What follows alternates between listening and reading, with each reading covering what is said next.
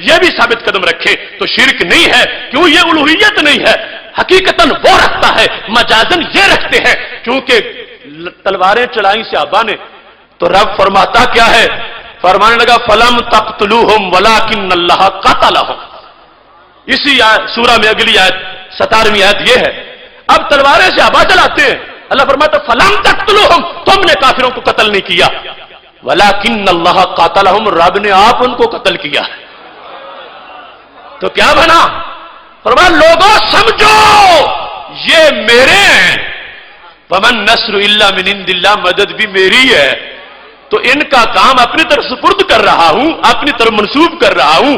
انہوں نے مجازن کیا ہے, حقیقتاً سب کچھ میں نے آپ کیا ہے. یہ فلسفہ قرآن مجید برہان رشید نے واضح کر دیا.